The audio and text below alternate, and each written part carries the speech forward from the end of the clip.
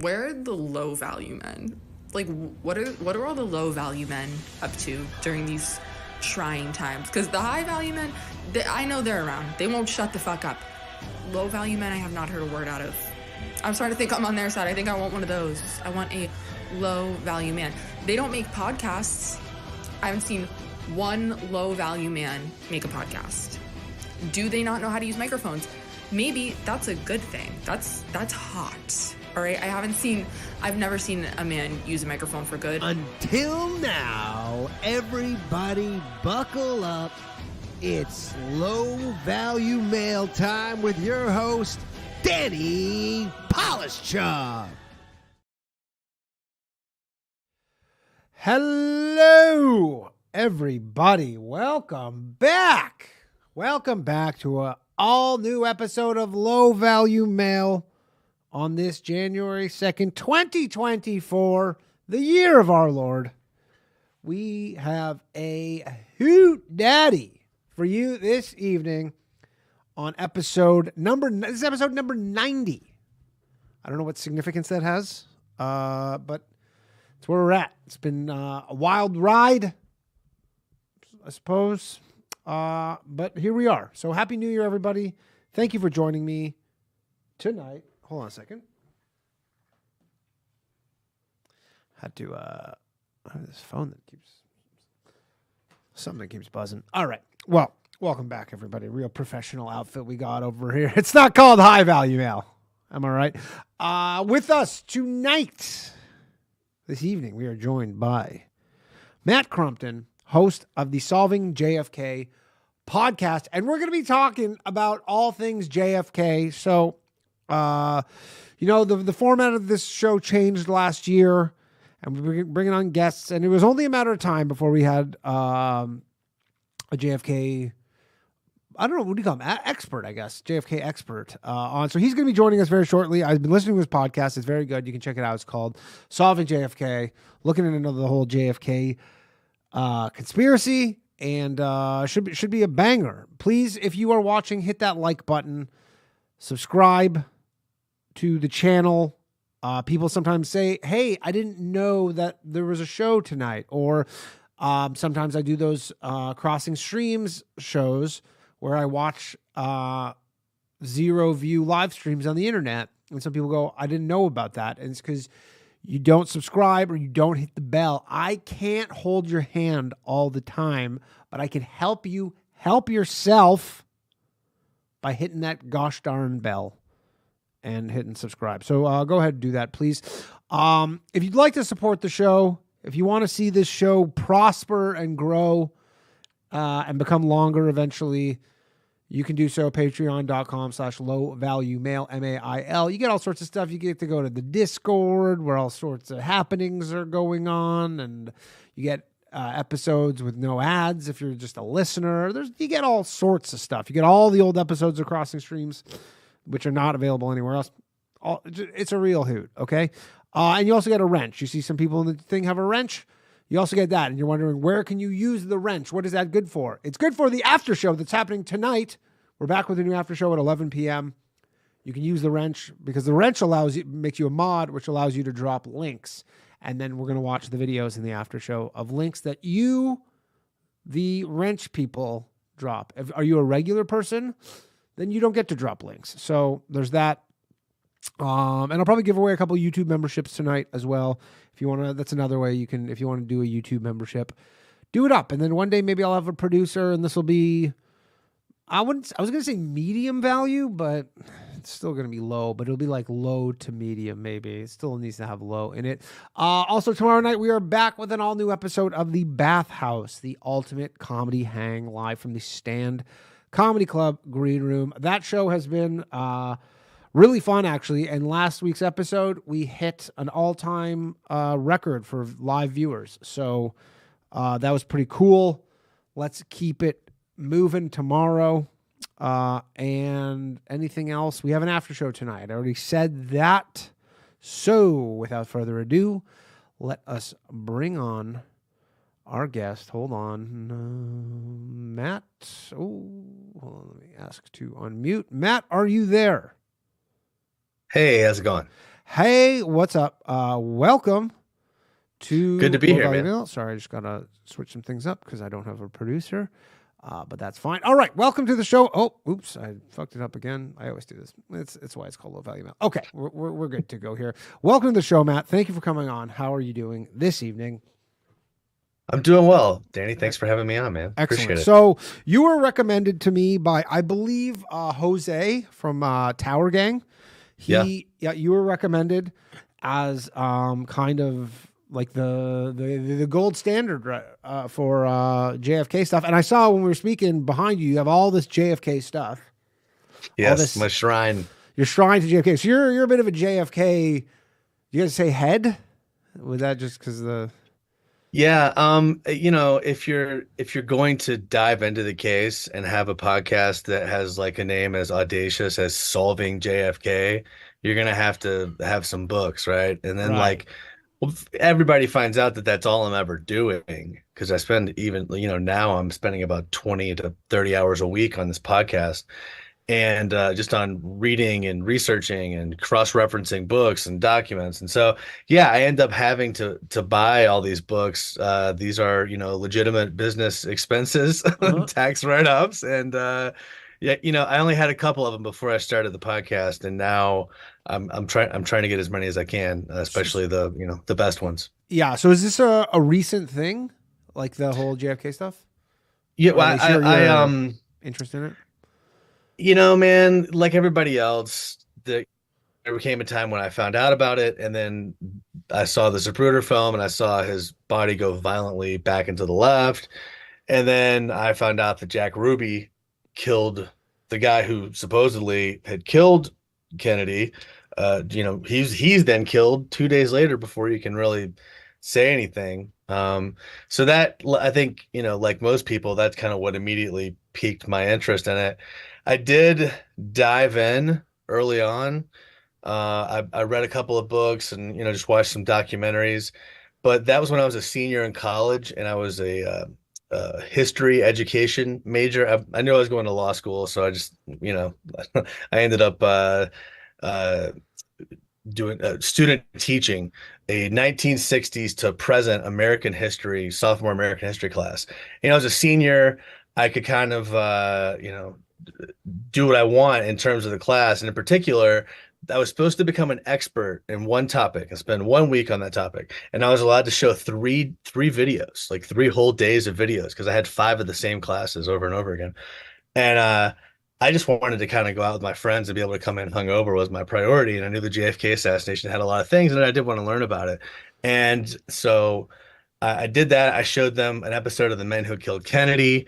And then I showed them like a Nova documentary that said that, the Warren report was right. And then I forget what else I showed them, but yeah, that's kind of what got me interested. I was on the LBJ did it train initially, just because those were the first books I read.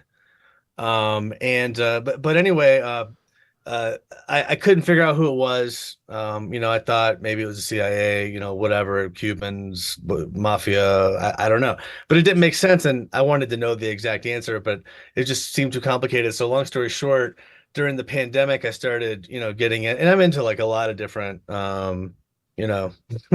So you're into other conspiracies. I'm just interested in learning about what's real and what's not real, especially because I'm an attorney. Yeah. So like from the perspective of balancing evidence. Because here's the thing about the JFK assassination. So long story short, during the pandemic, I dove in, read a bunch of books, decided I wanted to do this podcast, and then I actually made like a legal style outline of all the facts, all the the evidence. Here's the points, here's the counterpoints. And what's the unique angle of what I'm trying to do in my podcast is go through the whole case, and then instead of trying to pitch you my theory from the beginning, I want to tell you what everybody's saying and then compare what they're saying to see what makes most sense. Because I'm sure you've heard of Occam's razor, right? Sort of the theory that whatever's the most likely thing to have occurred, that's probably what happened. And that's a very useful tool to apply if you're using it right, but you can't apply it at the macro level. What's most likely that the guy, who's worked in the building behind where the president was shot and his fingerprints were on some of the boxes, and we have a rifle that's registered in his name, and all these incriminating things. Of course it looks like Oswald did it, right? Of course, that's Occam's razor at that level. But when you zoom into the sub-issue level and you're looking at each little thing, that's where it gets a lot more interesting. So in season one, we had 15 disputed issues. So when I say disputed issues, things like, how did Oswald get the gun into the building? Was it Oswald's, rifle in the first place? Um, And these are all disputed. Like if you read all the different kind of yeah. literature, these are all kind of up in the air. Well, here's the thing. It's easy on Twitter, especially, libertarian Twitter, conspiracy Twitter, whatever you want to call it. It's easy to just go, oh, the CIA did it, duh, like obviously. But it turns out, and look, there are facts that point that way, of course. But it turns out there are this dedicated, group of people, thousands, who believe strongly that Oswald did it. They can't all be CIA plants. Okay. Yeah. And they come with evidence, man. They're serious with their citations. They know the case. And are these people who are like, they're just similar to you in that they're just enthusiasts of the... I think so. Yeah, I think that's fair to say. And these are people that I've met on Facebook groups. Because what happened is I thought after putting my outline together, the angle of the podcast was going to be, it's a conspiracy, I mean, this is the OG conspiracy theory. Like, this is the original one, I think, or close to it. Well, yeah, I mean, there have been many. It depends on the how original you one define. that like really people got into. Yeah, and it just depends on how you define it. The term, is it like a salacious thing that's going against the, prevailing standard of what people are saying? Because that's kind of what conspiracy means now. It means like alternative history or whatever. But anyway, I expected to go to Facebook and try to find, hey, let's get new hearings, and let's unearth who actually pulled the trigger on the grassy knoll. Like I was just super like naive. And every single thing I said, they're like, shut up, dummy. Here's 14 documents to prove everything you're saying wrong. I'm like, oh. So it turns out there are counterpoints. So I just wanted to, people that believe in, and if you listen to the podcast, I land on the Warren Report critic side. So 15 issues, I found that 8 of them land on the conspiracy side against the Warren Report. And the other 7 I found were inconclusive. Like the evidence balances out. I can't make a call. And that's what you have to do in this case is you have to lean into the bodies of evidence that are clear to you. And so just back to the whole thing of, it's so hotly disputed. There are points in the case where you can make different inferences. Okay. And there's a lot of that going on. And so people say, oh, you're lying. Well, hold on. People aren't lying. They're just making different inferences based on the information in front of them. All right. So the classic example in this case, the first one that pops up that's really big is the medical evidence regarding the head wound. Right. So one side of the coin is, there's 43 people, according to there's a summary of all the initial statements that doctors and medical professionals made the first time they saw Kennedy's head. And 43 people said it was, right, lower right rear is where the wound was. But if you look at including, many of the doctors and nurses at Parkland and some at Bethesda, but if you look at the autopsy and the x-rays and the photos, it's, there's no damage to that part of the brain at all, or to that part of the head at all. So you have to choose what is more reasonable. Is it more reasonable that 43 people were wrong, medical professionals, doctors, including the chief of neurosurgery at Parkland, or is it more likely that there's a forgery in the autopsy? And you got to pick one or the other, and that's a big split point. And there are a lot of people who go, "There's no way there will be a forgery." So obviously, 43 people are wrong. So and that's one of many inference split points. And so, where do you kind of lie on the whole thing, and has it changed like a lot since? I know you mentioned maybe it has a bit, but like, does it change the more you're going through it, or are you kind of set on what you think at this point?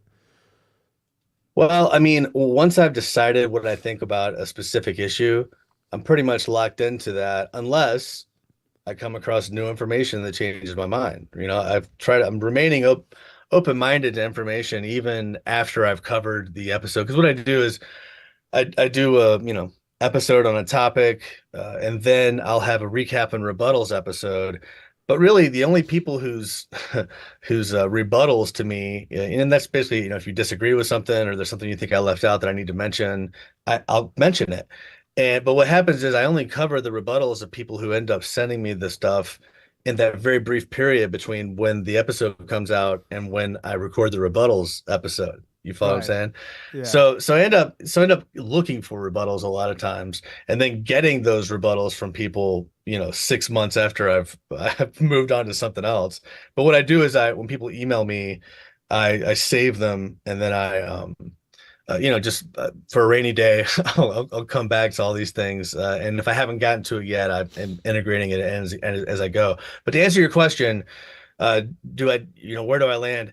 I concluded that there had to be a second shooter in season 1 because of primarily the medical evidence regarding the head wound. And we can get into that if you'd like to at some point. This is a lot of information. Yeah, because I had never heard of. I'm not like super immersed in the JFK documentary. I've seen the Oliver Stone movie and all that stuff. I didn't know about the forged or the theory of like the forged autopsy report, though. Well, the thing is, it has to be one or the other, right? Because if 43 people say there's a big hole, yeah, but then the photos show that it's perfectly intact, then those two things don't go together. So that's what there's a documentary that I hilariously got to be in on Paramount Plus right now called JFK: What the Doctor Saw. And it is basically that they had footage of a reunion of the Parkland doctors, and I'm one of 3 narrators who kind of frame what they're saying and the significance of it. And the whole thing is comparing Parkland versus Bethesda. And so it's one or the other. You can't have both. Either 43 people are wrong, mass hallucination, or there's some sort of forgery with the autopsy. And so then the question independently came to the same conclusions, essentially. The Parkland doctors? Well, the 43 doctors, you say, like, were they working independent of one another? So they're not all, the 43 are not all doctors. And here, by the way, just to be clear, what I'm referencing is an article by Dr. Gary Aguilar, who gathered all of the witness statements. Just Google Gary Aguilar, JFK medical evidence. Scroll to the bottom, you'll see the chart. It's 43. There's 44 people listed. One of them is marked as not seeing the wound there. So it's 43. The other 43 are all marked. Many of them are nurses. We're talking about like the people who, a couple Secret Service agents. It's basically the people that saw his head. The people sorry, just to be clear, so what did they say they saw specifically? They said they saw a wound like about the size of a fist, or let's say a baseball to softball, somewhere in that range, an orange. Okay. Yeah. In the lower right of Kennedy's head, right here. So okay, which would be the exit wound. Correct. But if you look at the autopsy photos and the X-rays, the photos and the X-rays show the side of his head blown out, but actually the X-rays show that the side of his head's blown out, like the front side, but the photos show that there's no damage in front of his ear. So the photos and the X-rays themselves are not consistent in my view. But here's the thing, man. So look, it's a lot to say, forgery. Got him. 43 people said it, so it must be forgery. That doesn't mean it is. It just means it's weird. So what should you do next? Well, let's go look. Is there any reason to, and by the way, you just shine a light on both of them, right? So one thing that I, as an attorney, I relied heavily on here is what do the written medical records say? What do these doctors, what records do they keep on a regular basis? What will they do for everyone else? What do those records say? And the records say there's a right rear occipital wound right here. The written records say the same thing that all these doctors are saying. But so when you look at the autopsy says something different than that. What does the autopsy report say? Autopsy report says that like the top, just right here, it kind of says that the bullet came in. Well, actually, there's 2 different bullet wound entrances. Oh, sorry, it says it came in here and exited. Well, okay. Well, all right, you ready for this? Yeah. The Warren report. So we're getting deep. If you want to go deep, let's get into it. I got receipts. I'm ready. All right, let's go. The Warren report says that the head wound basically hit at the very base of his head and his neck. Okay, like right at the very base of your skull. Okay. And then it was going forward because they said he was leaning forward, which is not true. Okay. Hmm. But like if you look at the Zapruder film, but they said he was leaning forward and it shot like this, came out at the back and then came out the side. That's what they Right. said. But then 4 years later, the attorney general changed the entrance wound and said actually it was 4 inches higher. These guys were all wrong. Okay. So anyway, it's just crazy. So And what did they base that? What did the attorney general base that off of? the photos, they said they saw like a speck of blood. They said that there was an extra 6.5 millimeter piece of lead right at like the base of the head. With Hmm. like it's like well, that's the caliber of the bullet supposedly. So what are the chances that the treating doctors would miss a bullet if it was actually like in his And this is the in, president of the United States too. Like we're not talking right, about just right. like some random person off the street. You think this person's receiving the highest level of Yeah, care possible. right. So but when we look at the evidence for the autopsy, it does get crazy. There's a lot of shenanigans going on there. And there's a guy named Doug Horn who, let me just zoom out real quick, just a little I heard you procedural speaking about him background. today, actually, when I was listening. Yeah. So just a little procedural background. So, all right, we got the Warren Report in 1963. And then uh, Warren Report says that Oswald did it alone. That's the official story. That's still the official story when it comes to like, the academia and the corporate press, et cetera. 1968 or 1967, Jim Garrison has his investigation in New Orleans, which is what the movie JFK is based on. Nothing really comes of it, but he stirs up a lot of stuff and creates a lot of good evidence for people like me to study. Then mid 70s, we have so Zapruder film is shown on TV by Dick Gregory and Robert Groden on the Geraldo show. And then that leads to investigations, Pike Committee, Church Committee. They find out about the CIA plots against Castro. And then that leads to the House Select Committee on Assassinations being formed to reopen the JFK and the Martin Luther King case. And the HSCA they basically said, hey, Warren Report was correct. Oswald did it alone. But there was also a guy who fired a shot from the front that missed. So it was a conspiracy, probably the mafia, who knows? They And just that say was that they it. go and they just go, but someone else fired a shot and missed. Because wasn't there like a bullet found? I was listening today. There was like a bullet that was like basically untouched or almost untouched that was found. There's a lot of bullets Just like going on here. random. So the Yeah. official story is 3 bullets. And in terms of where those bullets went, the argument would be that one of them hit the curb, it hit the bystander James Tague.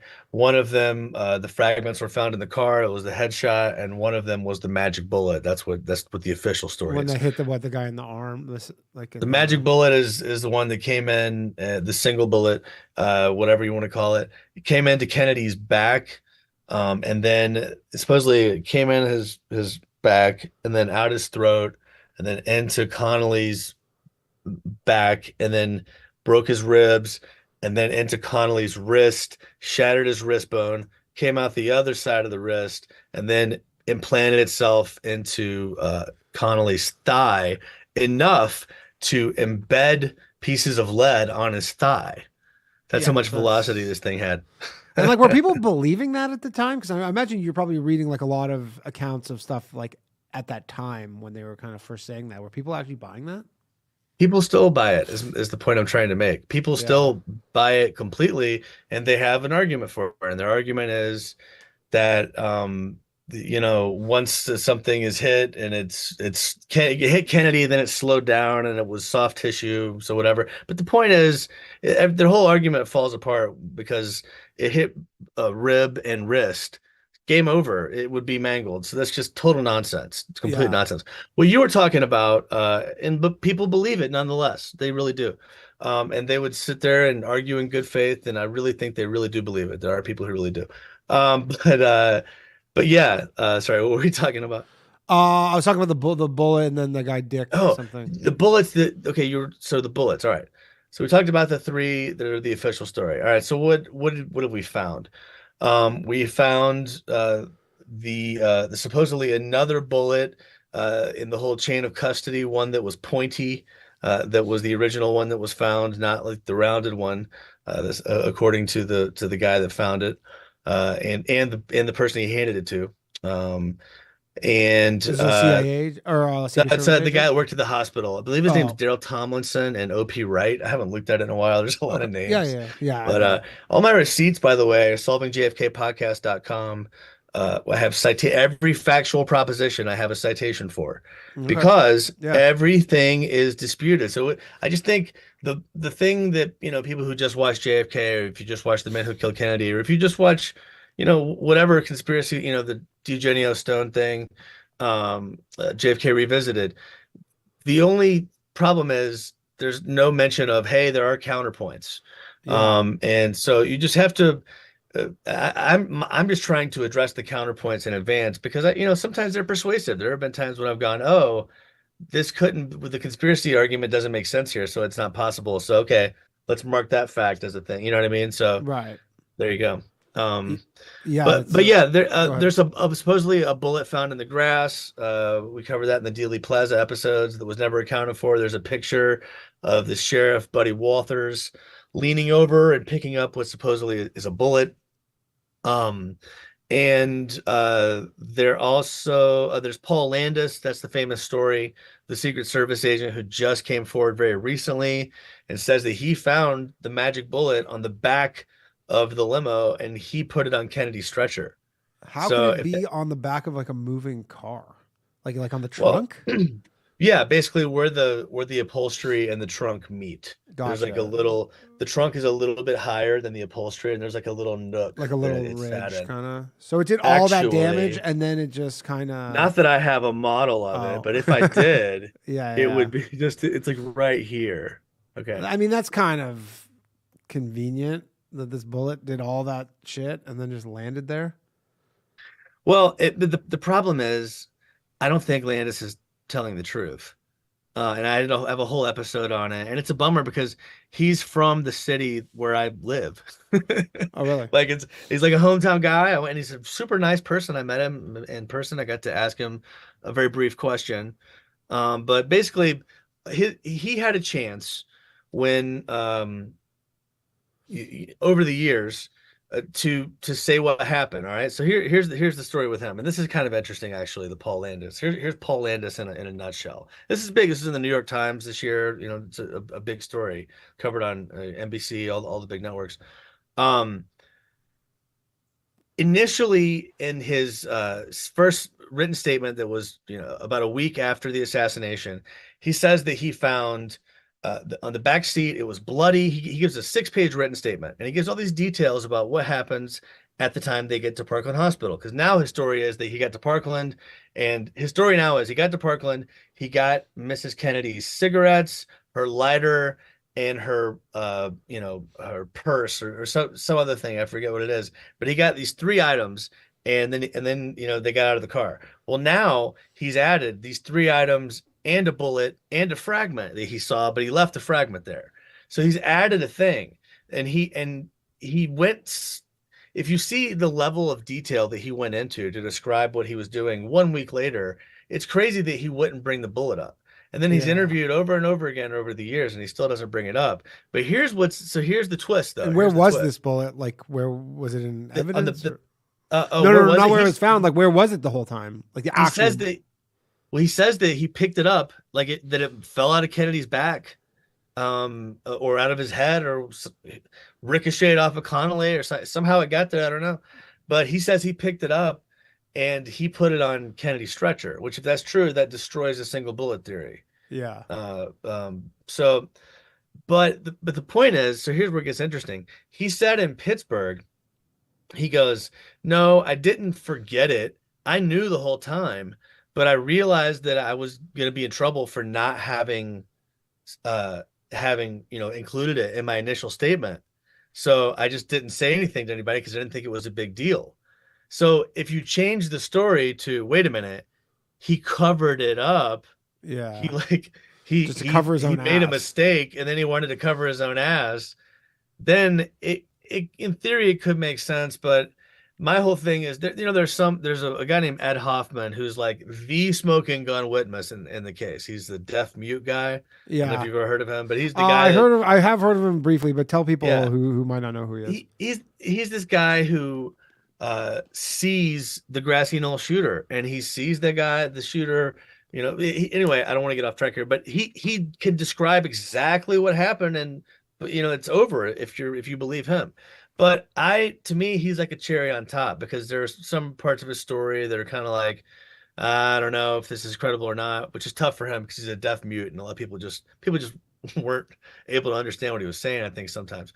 Yeah. But in the same way with Paul Landis, I think you got to have that as a cherry on top. If you believe that it's a conspiracy because of Paul Landis, that should not be what sets you over the top. That is not, I do not think that's credible enough to rely on.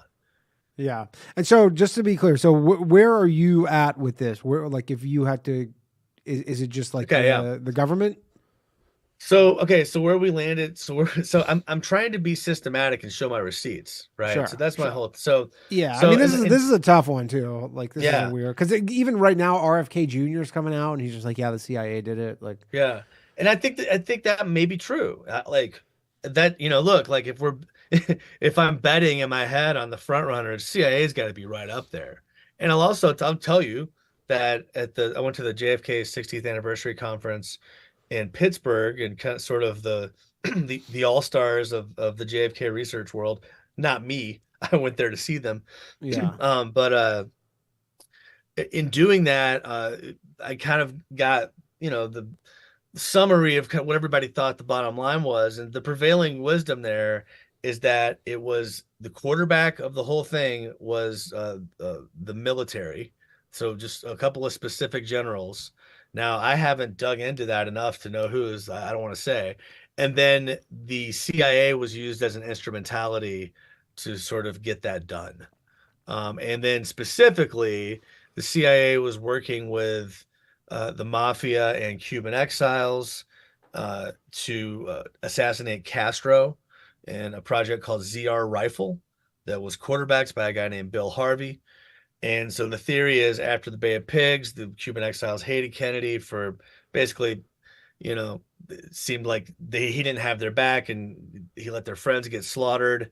But he was never going to call for aerial support. The Cuban exiles and CIA were lied to by Dulles, who knew that Kennedy would not call for aerial support. That was part of his approving the mission. But anyway, the Cuban exiles hated him. Mafia also hated Kennedy because Robert was going after them. In particular, Carlos Marcello hated Robert Kennedy. So anyway. So he essentially had a bunch of enemies. It's hard to pinpoint, but yes. It seems like the government would be best equipped to cover something like that. Yeah, but to answer your question, where I land is, I believe there was a shooter from the front, probably the grassy knoll, where everybody says it was.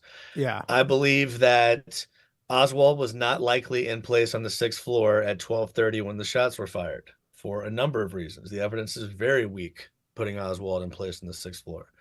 Where do you think he was?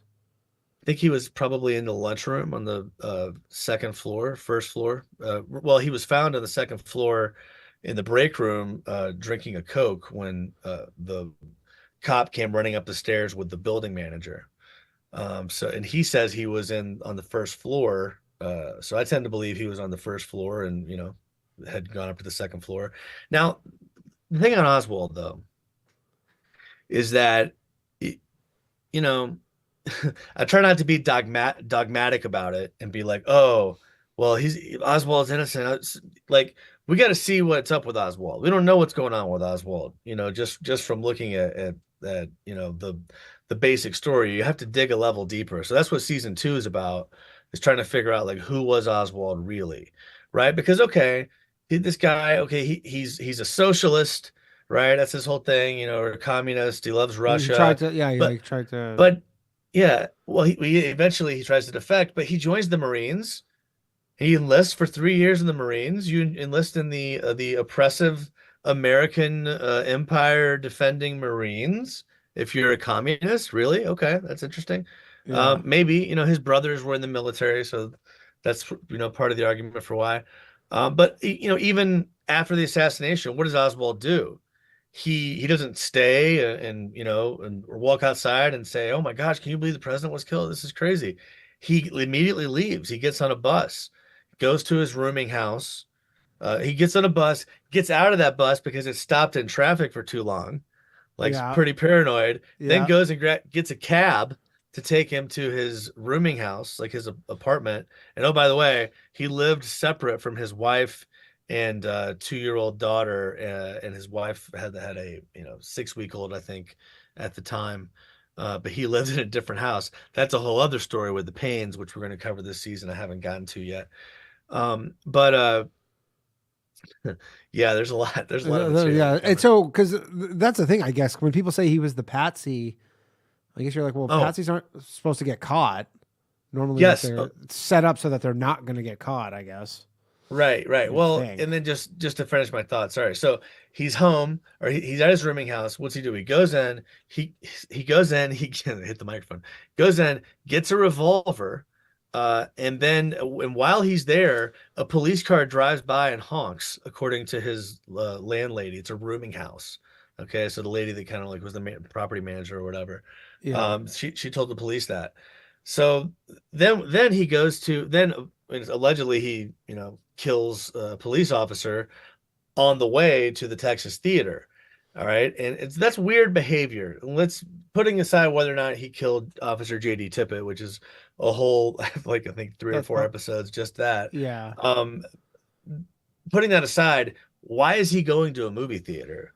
Right, it's pretty weird. But when you zoom in on what was he doing, according to the witnesses inside, he was moving and sitting right next to each person in the theater as if he was trying to meet somebody. Yeah. So that's why the whole question is like, was Oswald intelligence? And then the question becomes, was he? Because there's a few flavors of this, and even NBC, Michael Beschloss, the NBC historian, was talking about this in 2022, end of 2022. There was a lot of JFK documents coming out, and he spoke as if it was new. He said, "Well, Oswald had all these CIA ties, and that's pretty weird." And so the question is, was Oswald a CIA asset in New Orleans when he was, doing his fair play for Cuba stuff, handing that out? We'll look at that this year. And if he was an asset, then did he just go rogue and maybe Oswald killed him alone and he was CIA and they're embarrassed because their former agent killed the president and it was Oswald alone. Now I know from having gone through the body of evidence I have in season one that it can't be Oswald alone because there's a shooter from the front because there's a big hole in the back right of Kennedy's head. Yeah. So Which is so weird that that's that's like even disputed by anyone. highly disputed. That like Um, the I guess they'll never like exhume the body because they're just like, what why would they do that? I encourage you to check out JFK What the Doctor Saw on Paramount Plus. It covers just that topic of Bethesda versus Parkland, headshot and the neck wound. That's really what it's about. And so But do but the you? Oh, sorry. Go ahead. Go ahead.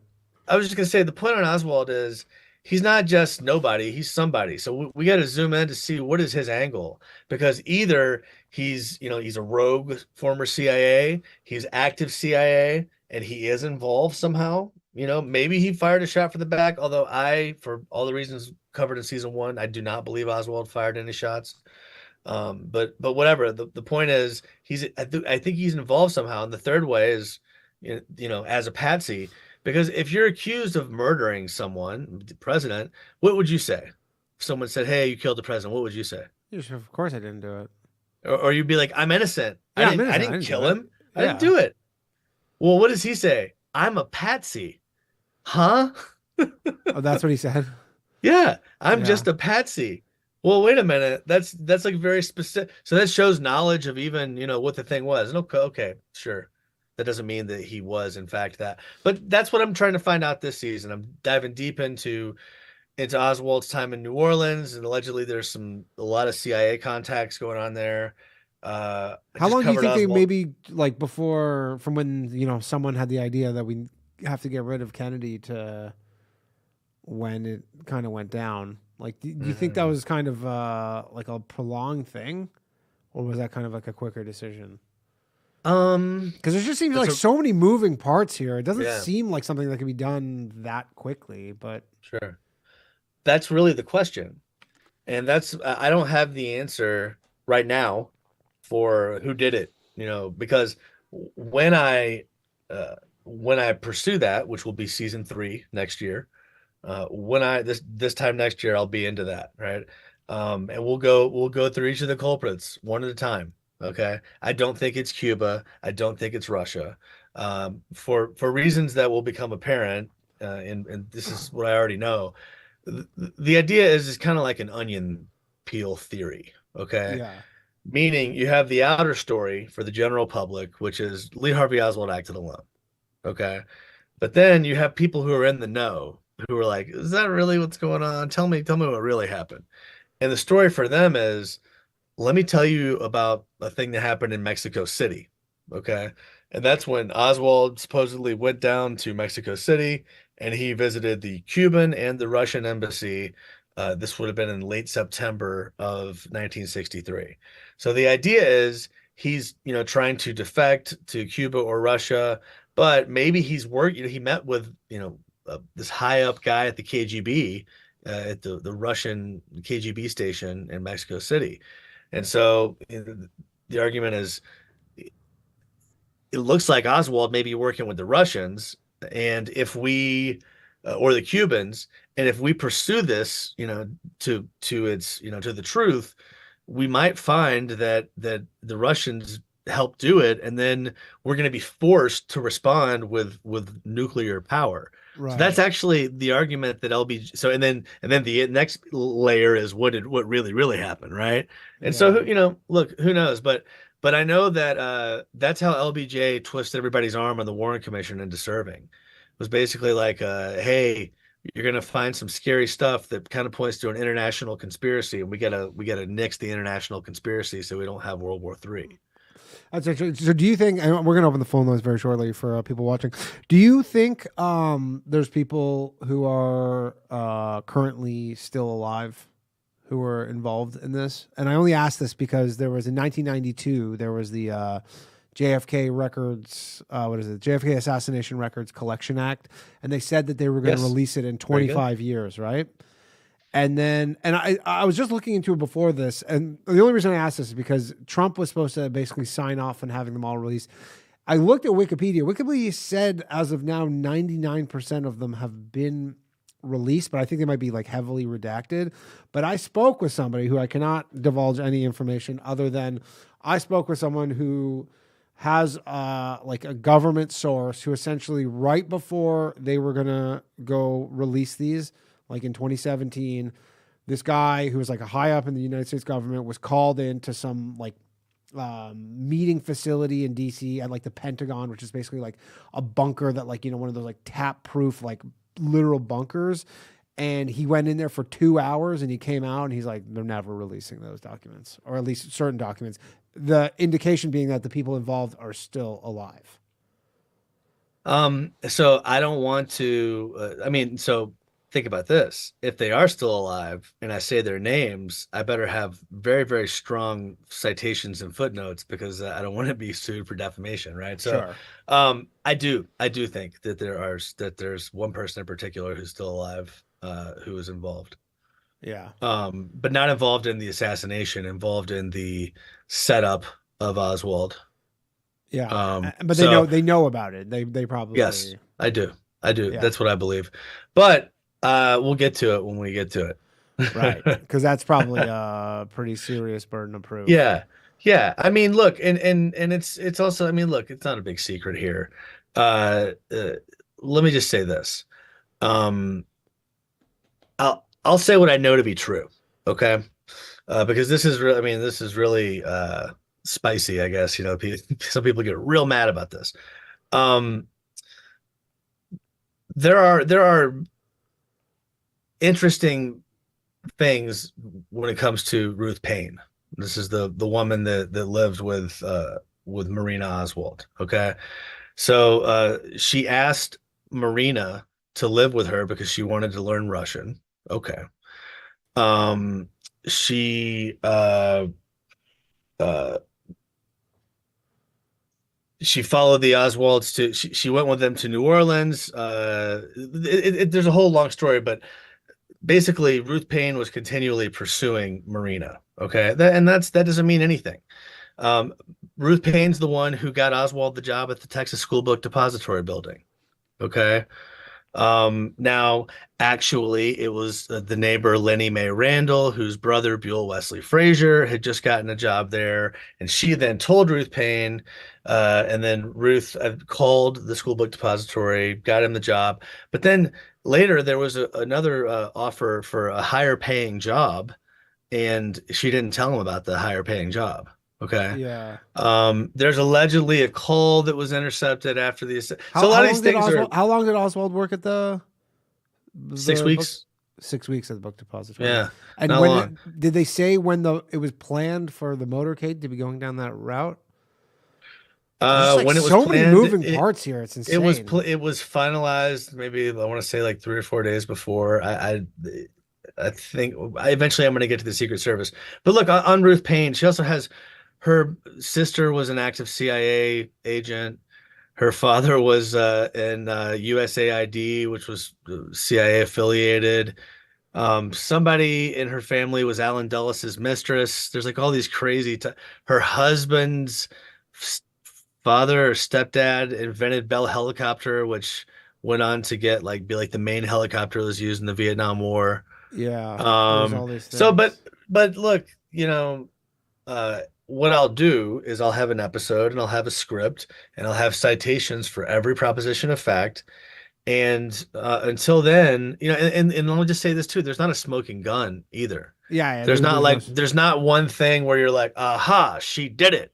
But it's just like once you have some of the puzzle pieces in place, um, it doesn't. There's only so many possible ways things can shake out. You know what I mean? So that's it. I don't want to say. So I will say. Let's just put the caveat. Everything that I said. Let's assume. Let's don't rely on that until you see me covered in an episode and I have footnotes. How about that? Okay, we got a call here. I'm gonna pick it up one moment, please. While I do so, hold on. Hello. Thanks for calling Low Value Mail. Who am I speaking with? Speaking with Kyle. Kyle, one moment, please. Kyle. And all right, Kyle, you're on with Matt. Go ahead. How you doing, brother? Carl. Sorry, not Kyle. Oh, Carl. Sorry, you're a little muffled. If you could, I don't know if you're on a headset or something, but can you hear me now? Yeah, that's a little better. Yes. What's up, Carl? Yeah, can you just turn down, Carl? Can you turn down your speaker in the background? Yeah. Yeah. Sorry. This is the best I can do. All right, that's fine. We can hear you. Sorry, because okay, cool. All right. So JFK. I live in Massachusetts. JFK is a big deal over here, obviously. I want to vote for RFK. I don't want anything to happen to him if he were to. I don't think he will get the vote. But also, like with JFK, do you think that, because I'm 27, do you think that Gen Zers are silly to think that like this idea that JFK was like the head of getting rid of the Federal Reserve and that's why he was assassinated? Do you think that's just a conspiracy theory? Do you think that there is some kind of truth behind it? If that makes sense. Yeah, no, that's a good point. I haven't really looked into JFK and the Federal Reserve a ton. I've heard that as well. In terms of is that why they killed him? I would just say that the interest of the CIA and the interest of the Federal Reserve are somewhat overlapping. Right. One of the critiques of the CIA is that they're really just sort of the mercenary army for defending, American, multinational corporations. I'm not saying that's true. I'm just saying that's one of their critiques. So the point is, there's some Right. overlap there. I'm not saying that's true. No, of course. But yeah, I don't think. And the I, other thing is, the autopsy would have had to be covered up. The military doctors have to be involved if there's a conspiracy, right? So if that's too far for right. you, then there can't be a conspiracy. There are clear outlines to what's can be possible given the body of evidence. Yeah. All right. So what I was gonna say was, there's like the famous like JFK speech. There's like the famous like JFK speech where he kind of like cryptically talks about the New World Order. Where it's I don't have quotes. I didn't come prepared in that way, but there is like JFK's famous speech, kind of like cryptically talks about the New World Order, and that's what like people say he got like assassinated for. I don't know if that really like is tied together, but have you ever heard of anything like that? The New World. So, I feel like I've seen that on a meme or something, but I've never dove into that aspect of it. And I'll admit this, I'm not a JFK presidency historian by any means. All of my focus has been on the assassination specifically, and I haven't yet, I know this is a cop out, but I haven't yet gotten to deep diving on the Federal Reserve, but I certainly will. And like I said, I think you never heard that though. You never heard that the New World. Well, JFK. The New World Order. I think he's saying the Federal Reserve were like related. It seems like he had so many different enemies that that's like part of the whole conspiracy thing. It's so hard to pinpoint who had it out for him. Maybe because I'm younger, like our generation, like that was kind of like the thing is that JFK got killed just like Gaddafi for like he was trying to expose. He's basically just trying to oppose the deep state, essentially. I guess would be. Well, no, it was distinctly the Federal Reserve was like the thing is like JFK was trying to expose the Federal Reserve, and that's why he was killed. Like that was like a thing for like a decade, from at least. No, it is a theory. It is definitely. It is, and I'd have to look at his policy more. But that is a theory, and I think they could potentially be in. I wouldn't rule them out yet. Yeah. All right, caller. Yeah. You got anything else? All right. All right. No, I'll leave it there. All right. Later, thank you. Thank you. Yeah, that seems like that's part of the whole conspiracy. Is you're like there's just 20 aggrieved parties essentially. Like just everybody didn't like him. Did they with his brother? How? Because I know RFK Jr. says that it was also the CIA, but didn't they find the guy who killed him? Who killed RFK? Who killed RFK? Sirhan. Well, it's Sirhan. Yeah. Same. So good they had to say it twice. Yeah. So his whole story is so either he did it and it's that simple and they got the right guy, case closed, or the argument is CIA got him too, and the shots are from if you look at I believe the autopsy, the shots are from the back, and it was like point blank range from the back, and but I haven't studied that. There's a woman named Lisa Pease who is the authority on the RFK assassination. I believe her book is called A Lie Too Big to Fail, maybe. But it's the Lisa Pease RFK book. That's the one. She's the most. She's studied this the most. She's studied the most. Okay, one second. She thinks the CIA did it. Yeah. She thinks it. Okay. And then Sirhan was MK Ultra, and basically he fired a blank or he didn't fire a shot at all. He kind of went into a trance. Okay, one moment, please. Hello, thanks for calling Low Value Mail. Who am I speaking with? This is Chris. Hey, Chris, one moment, please, while we patch you through. And all right, you're on with Matt. Go ahead, Chris. Hey, what's going on, guys? I just listened to this book called Poisoner in Chief about the guy that was in charge of making all the poisons when the CIA was forming under Allan Dulles and stuff. Are you familiar with that? No, Poisoner in Chief. That sounds great. Under Allan Dulles. Yeah, tell me about it. Well, I mean, they just go into kind of all the mechanisms they use to assassinate people around the world and how much of a scumbag Allan Dulles and his brother was, because his brother was like Secretary of State, and they had a huge vendetta against the Kennedys. And so, I mean, what Carl was talking about earlier about the Kennedy talking about the MK Ultra, or not MK Ultra, but the Illuminati. He gave a speech where he was talking about how Americans should be against secret societies and stuff like that. It's a pretty famous secret speech. Societies is what it was. Yes. Yeah. It wasn't New World Order. It was secret societies. Oh, okay. Yep, exactly.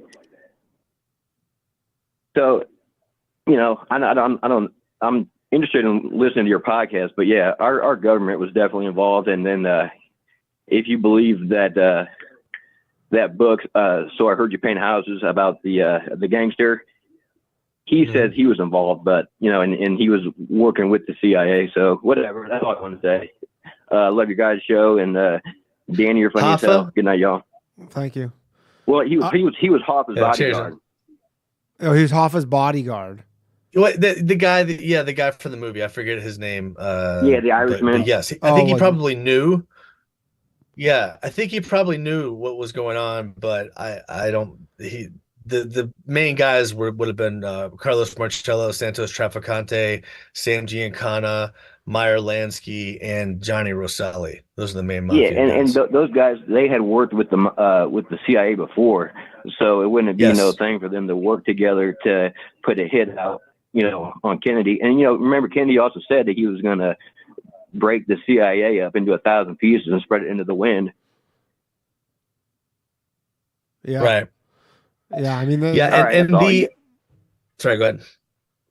I was just gonna say. I just want to say on the Mafia angle. Right on. Cheers. Yeah, man. go ahead, Matt. Matt, go ahead.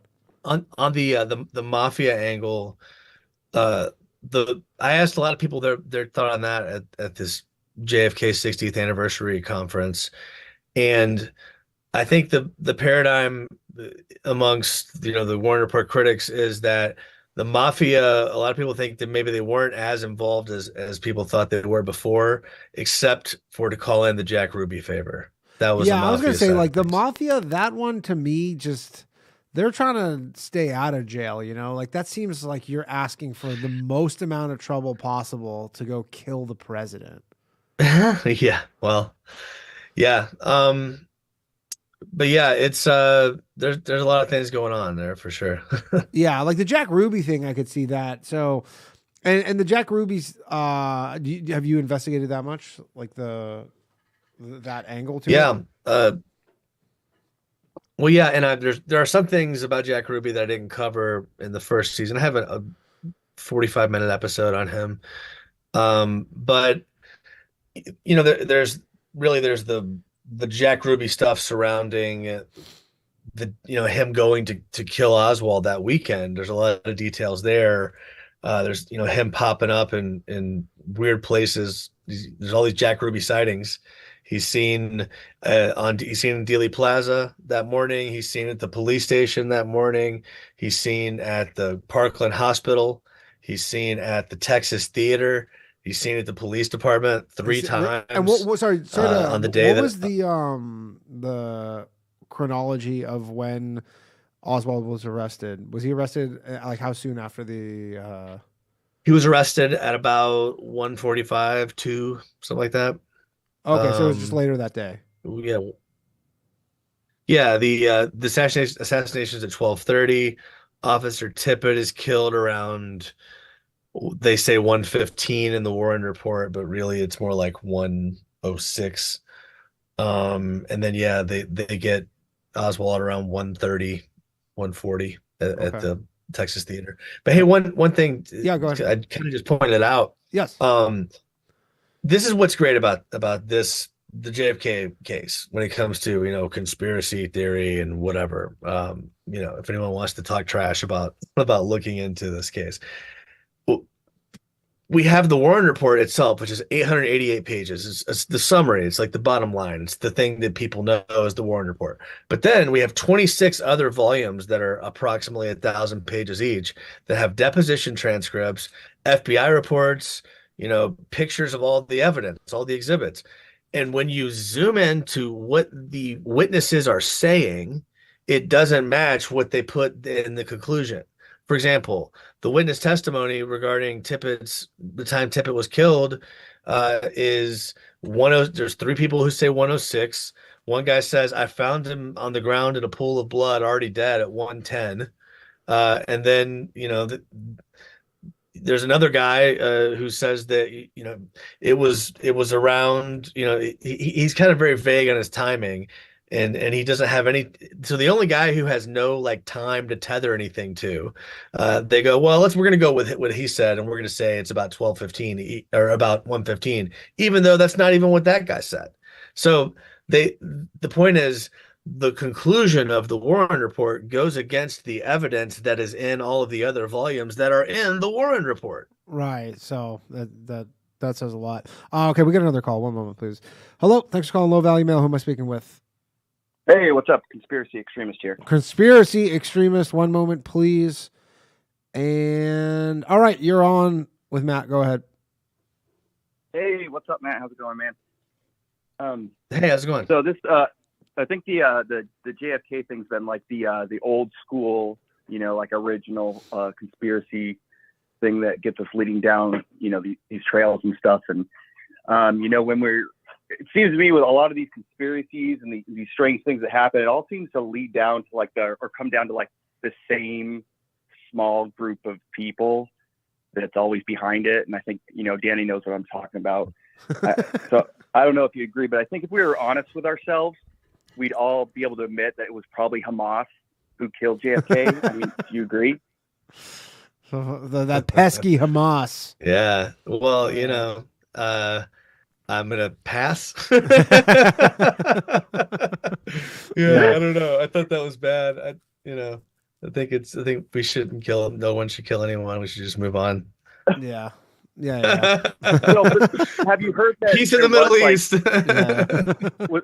I have heard that there was some Mossad. I guess you said it earlier. There's a bunch of people that are probably involved in it, right? Yeah, I'm curious if people took credit for it that didn't even do it. If you were gonna say Mossad, is that what you're gonna say? Yeah, Mossad. Yeah. Yep. So there certainly is an Israel did it theory. There's a guy who comes to the JFK conferences. I've only been to 3 of them. Are they every annual? year? Are they every year? Yeah. Yes, annual. They I always wonder what happens to that pandemic, stuff if they do release something and go, this is what happened, and everybody goes, all right, well, that was fun. There's 40 or 50 people that'll come every year no matter what. 60th anniversary was a big one, but anyway, yeah, I haven't done a deep dive on that, but I will say that I think the theory is that Kennedy was trying to stop Israel from getting the nuclear bomb, perhaps. But right. I don't want to speak out of turn. I'm not just going to dismiss that and say that it didn't happen because I haven't looked at it yet. So I'll keep an open mind when I do that deep dive next season on that. But there is someone who comes, you were saying there's someone who comes every year who that's an angle that they kind of believe. Israel and they believe that it is Israel, or they're they just kind of think they might have been involved. They think that Israel quarterbacked it, and so the reason that to be skeptical about that is that, again, so looking at the pieces on the playing board that we know exist, one of the things that happened is covering up the evidence with the autopsy. That's whoever did this has to control those doctors. Okay. Yeah. So it's central to the whole thing. And that's why and I cover in my conclusions episode for season 1, episode 27, is probably my favorite part of anything I've done in the podcast so far. I can do like 4 minutes each for each side. Here's a list of all the ridiculous things you have to believe to think that Oswald didn't do it alone. Now, here's a list of all the ridiculous things you have to believe to think that Oswald did it alone. The point is, you got to pick your own Rorschach test, right? And I think there are some things that are like more that aren't inconclusive. Some things you can go, oh no, this is pretty clear to me, and that's kind of what you have to fill it in with. So again, the Israel did it theory is just they would have to do it in conjunction with the CIA sheep dipping Oswald and making him look like a communist, and all the people that he interacted with in that regard. And also, again, the military doctors working on cleaning up the autopsy. So, I don't know for sure, but that would be the approach I would take when I get to that. Yeah. All right. Anything else? Nope. Danny, I got about, I think, 8 people so far for August next year or this year. Okay, let's go, dude. Looking forward to it. Build it. Thanks, man. Hell yeah. Thanks, man. Thanks, man. Yeah, this is the biggest. And so that guy, like the Israel guy, he has like, is he an author? Like, is everybody who goes there? Because I feel like this is like the kind of cottage industry of people who kind of like write their own books with their own. Because this thing is huge. This is the top. This is not. I don't want to say the top one, but it's up there. Like in terms of yeah, there are a lot of authors. Sure. There are many authors, and there are also a lot of far out theories. And what's the most far out theory that you give some credence to? That you're like, maybe there's a 1% chance of that. that's fun.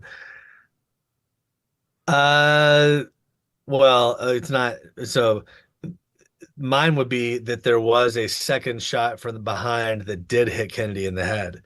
So my conspiracy is actually like appears to be consistent with the official story at first glance, but what I'm saying is there's a shot from the back that hits Kennedy in the back. Okay, sure. And then there's a shot from the front that hits him in the front, blows the back of his head out. But then there's also another shot right in that spot about half a second later. And he goes lunging forward again. This is the sort of how good were these marksmen? Like theory. Everybody I know who shoots, they're like, yeah, you don't aim for the head because it's just like it's a low probability shot. And we're talking about like outdoors, pretty good. Outdoor. I mean, they must have been obviously very good, but like outdoors, I'm sure it's windy, the car's moving. Like that's a pretty tough shot for 3 different shots to basically hit him in the head. Yeah, well, right, and that's why I say like that one's you're saying a 1% chance. That's one that I would put on the board only because this is Josiah Thompson's most recent theory. He has a book called Last Second in Dallas, and he's one of the original guys. He's kind of the man. He's in his late 80s now, but I got to meet him, and he was hired by Life magazine to be sort of the official establishment mainstream reporter on the JFK assassination because he was there, young guy. And in covering the case, he came across the Zapruder film before it had been released. And he's like, oh my gosh, there's a guy shooting from the front. He went going back into the left. So then he wanted to report this, and Life magazine, who actually owned the Zapruder film at the time, they owned the rights to it. They wouldn't let him report it. So he wrote a book and included the whole Zapruder film in it. And then they sued him, and he won against them for fair use. Wow. But anyway, he's the man, and this is his theory. So there you go. Okay. All right, we got another call. One moment, please. Hello. Thanks for calling Low Value Mail. Who am I speaking with? Hey, Denny, it's Jeremy. Hey, Jeremy. 1 second, please, while we patch you through. All right, Jeremy, you're on with Matt. Go ahead. Hey, Danny. Hey, Matt. How's it going, guys? Really enjoy hearing you today.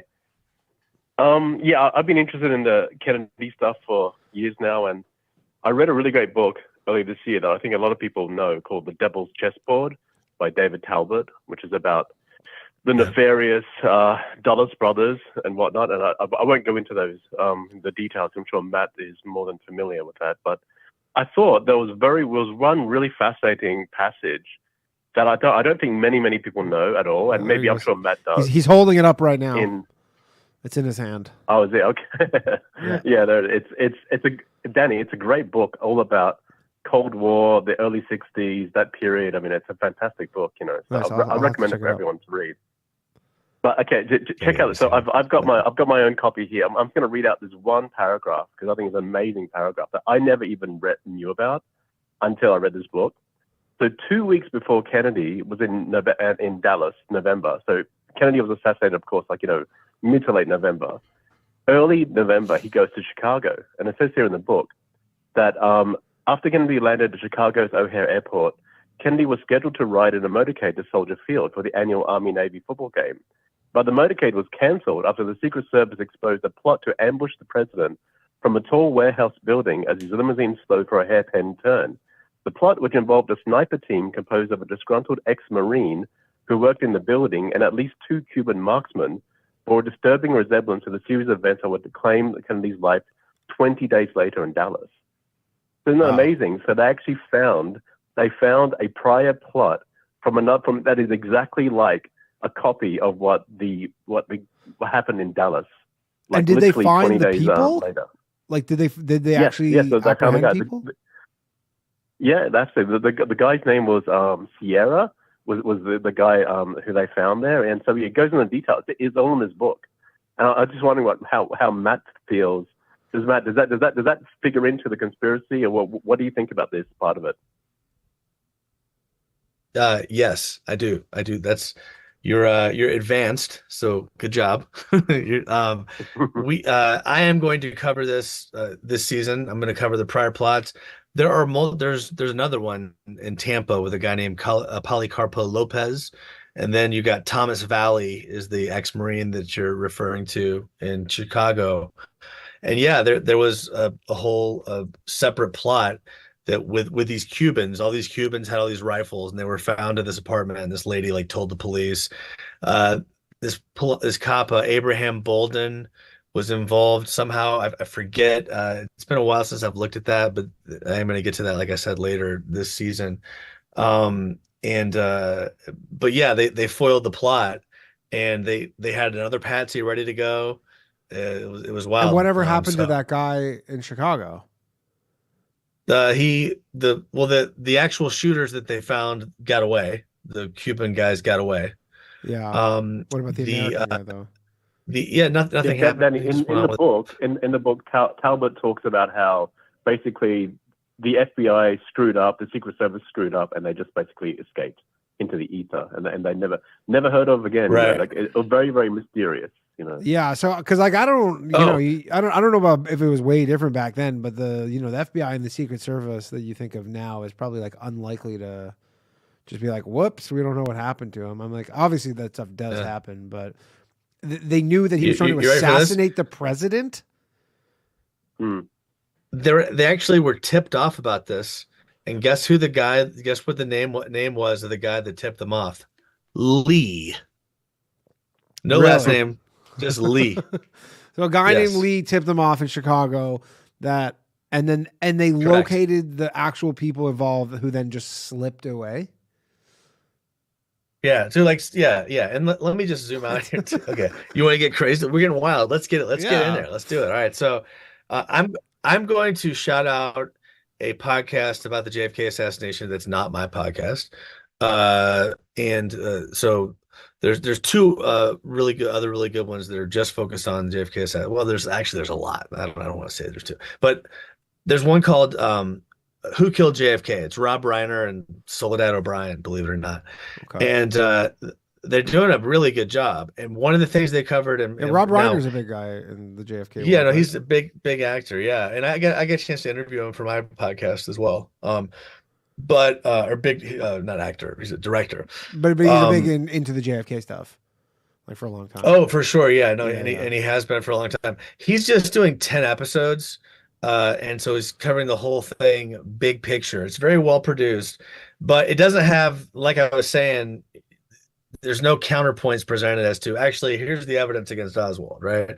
So what I'm doing, I don't think it is competing with what I'm doing, because it's big general appeal, of course. And then it's also like, if you want to spend 10 episodes, if you want to zoom into the contested details with a footnotes and transcript, that's where I come in. But anyway, in this podcast, I want to say it's one of the more recent episodes. They go in depth on this guy, Richard Case Nigel, or Nigel. I'm not sure the right way to pronounce it. But long story short, this guy's a double agent who goes over on behalf of the Americans to defect to the Soviet Union falsely, like, you know, so that he can get them to have him be you know, a Soviet agent, but the whole time he's really an American agent, right? So Yeah. truly a double agent. He finds out that there's a plot to kill Kennedy from the Russians. This is what he says, okay?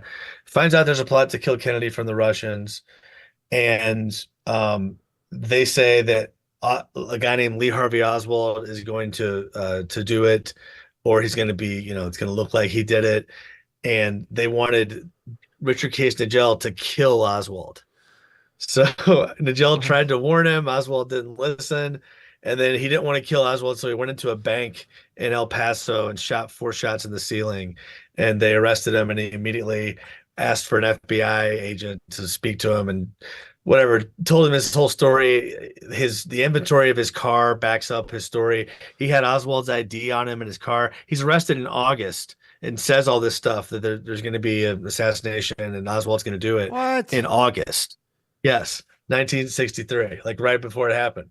And what happened to him? So what happened is he had some attempts on his life. Things ended up kind of like he was in jail for a while for the whole shooting into the ceiling. He kind of laid low, and then he got a subpoena from the Assassination Records Review Board in like 1994, 95. And the day that he got the subpoena requiring him to come in and testify, he was found dead. He had always told his son that if he ever died, there was a Foot Locker that he wanted him to open when he died that had all of his like most secret stuff, and you know, wait till he died. And as soon as the son found out that his father had died, he went to the storage unit to try to find the Foot Locker, and it had been broken into, and the only thing missing was the Foot Locker. Fuck off. What? How did they? I mean, damn. I mean, they're probably watching this right now. Yeah. So like, and then, but there's counterpoints to that. The counterpoint is, you know, the FBI wrote a report that says, nah, he didn't say that. And yeah, it's weird that he had Oswald's ID, and it's weird that he had Fair Play for Cuba stuff in his car. But what are you going to do? There's coincidences sometimes. Move on. The story's far-fetched. Don't believe it. Is that a counterpoint though for the FBI to be like, hey, weird stuff happens, but we're the FBI. Yeah. So Well, yeah. The counter, truly on Richard. Well, to be honest with you, since I haven't covered that in an episode yet, I have not dug deep enough for the counterpoints, but there always are counterpoints to every point. I guarantee it. Yeah. I guarantee it. And what level was just like, you know, I guess because whoever might have been involved, there's probably like a whole disinformation campaign as well, because if to keep this covered up, the best thing you can do is just be floating out a million different data points. Obviously, ones where he has his license, you're like, I don't know, that seems unlikely. That's a coincidence. I mean, here's an example. A woman named Priscilla McMillan Johnson was a CIA asset. She's an author, and she wrote the book in her, you know, as a co-author with Marina Oswald, wrote the book called Marina and Lee, which is sort of the main book that Gerald Posner and Vincent Bugliosi, sort of the guys that are defending the Warren Report today. Well, Bugliosi's dead, but the main books that defend it, they rely, when they try to figure out what's Oswald's personality, they're relying on a book written by Marina and a CIA asset. Yeah. So, you know, is she still alive? So, but the Priscilla Johnson, Marina, I think Marina died recently. She may be alive. She's very old. Is Lee Harvey Oswald's children still alive? Yeah, I think so. Yeah, they're very. I've tried to. I've done deep dives trying to find information about them, and I can't. They're just hiding. Hiding. Yeah. Yeah, because I mean, at these annual conventions, they'd probably be a hit if they showed up. Yeah. No, I mean, probably, but yeah, Marina said that Lee did it at first, and then she later said that she thought that he didn't do it. So who knows? She said all kind of different things. I don't think she's a reliable witness, and neither did the Warren Commission. What's cool is after the JFK Records Act, the internal meeting notes of the Warren Commission were released, and they never thought that would have been released. Yeah. So they say a lot of stuff like this. Great. There's this back and forth between Allan Dulles and John McCloy about the magic bullet, and they're like, well, it looks like Governor Connolly doesn't react until way after Kennedy had been hit. It's far too late of a reaction. And that's what puzzles me. And then Allan Dulles goes, and that also is what puzzles me. I'm like, yeah. Yeah. What the fuck are you talking about? That's what puzzles everybody. Right. Did a whole Seinfeld bit on it. Yeah, of course. Anything else, caller? Yeah, I just want to say, Danny, thanks very much for the guest. And Matt, I'm going to check out your podcast. I'm really interested in this, so I look forward to that. And Danny, you mentioned, or I think Matt mentioned before, Lisa Pease, Pease, her book, A Lie Too Big to Fail. I read that a few years ago about the Robert Kennedy assassination. If you think the JFK assassination is wild, check that one out, because there are so many more, even crazier, like things that happened where witness intimidation, evidence that goes missing. I mean, forensics. I mean, ballistics. It's insane. So corruption. She'd be a great guest to have on your. She'd be a great guest to have on your podcast, Lisa. Okay. Try to find her and I'll try and she'll break it down. Yeah, I'll definitely try. I can connect you. Oh, okay. Yeah, she's fantastic. Great. Okay, cool, nice. We'll definitely do that. All right, thanks, caller. Actually, I was meaning to ask you this before. So, for the annual convention, are there people who are just like at the convention who are like pretty much just believers of the official narrative? Because there must be, like, do people show up and they're like, yeah, it's just that's what's happened. Like, well, I don't know, you don't. Yes, there are sometimes. So in Pittsburgh, there was a university professor who came to speak from the University of Virginia, and she was just talking about Kennedy's presidency. She didn't talk about the assassination. And then someone asked her, like, what do you think? She's like, well, I think Oswald acted alone, but you're entitled to your opinion. And everyone's just like, boo, hiss. Yeah. They're like, bring out Alec Baldwin. And because Alec Baldwin was literally next, they're like, bring out Baldwin. Right. Yeah. That was mixed. Good. And I was listening to your podcast where you like played the Alex. I didn't realize. I guess he's a big JFK conspiracy guy as well. Yeah, old Jack Donaghy, man. But I didn't get. He had like handlers. He had like a team like of fullbacks, and I'm like, look, I'm not that like I don't care that much. I'm not that crazy. I'll just record a little bit of a clip of what he's talking about. That's cool though. But yeah, it's a cool scene there, because anybody who knows a ton about this wants to talk about it, and they've already alienated everyone in their families because of this. Like, they're just like, so it's like to get around someone else who also is interested in it and also knows enough to banter back and forth. You're like, oh, right. It's really cool. Yeah. All right, we're gonna take another call here. Hello. Thanks for calling Low Value Mail. Who am I speaking with? Hey, Danny. This is Grant from Atlanta. Grant from Atlanta. All right, Grant from Atlanta, you are on with Matt. Go ahead, please.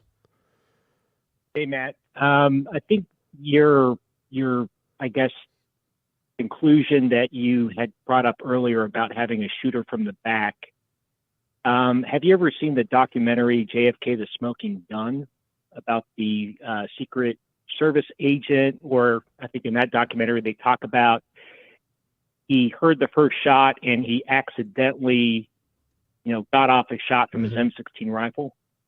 Yes, I'm familiar with that claim or argument. I mean, yeah, what are your thoughts on that? I believe there's a documentary on Netflix for a long time. It's based on a book called Mortal Error by a guy named Bonner Menninger, I think his name is. But basically, part of it, a lot of it stems from looking at the Zapruder film. And here's the question.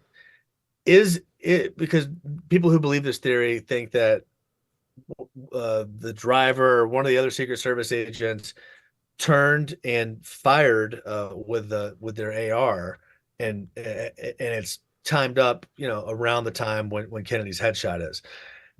The question is, from what they're seeing, is that a flash of light, like the glare from the sun hitting the metal, or are they actually firing the weapon, right?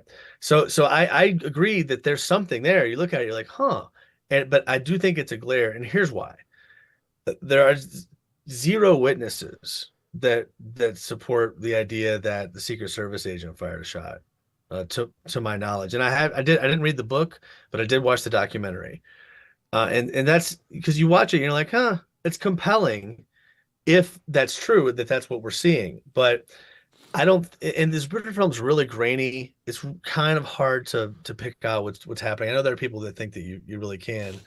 But what the main thing I come back to is there aren't witnesses, and I don't think that the government would have covered up for anyone if they incidentally shot the president. Even if it was an accident, maybe they would go easy on him in sentencing, right? Or maybe he. Yeah, why would they cover up for some like?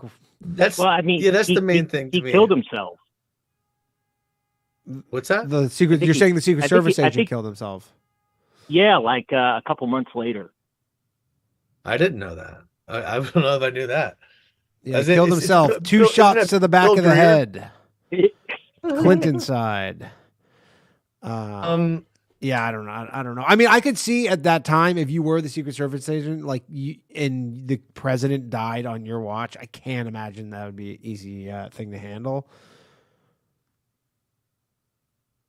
Yeah. Yeah. But yeah. Matt, I had a second question. Yeah, go ahead. But I'm probably going to cover that at some point, just because people bring it up all the time, and I think it deserves being covered. My initial take on it is that I don't think it's credible given all of the other evidence in the case. It just wouldn't really fit in. But I'm happy to look at the evidence, and I'll cover it at some point. Go ahead. Thanks, Matt.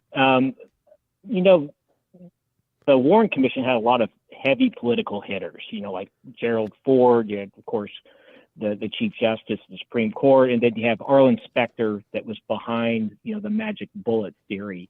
I'm just kind of curious, they've been in such the public light for so long. Like, has anyone ever asked them, like, how the hell they came up with that? With the magic bullet theory?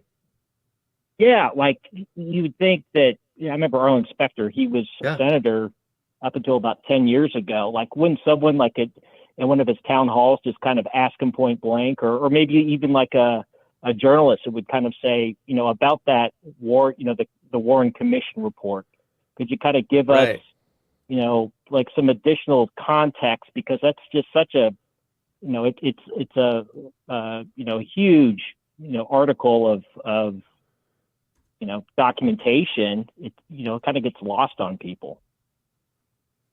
Yeah.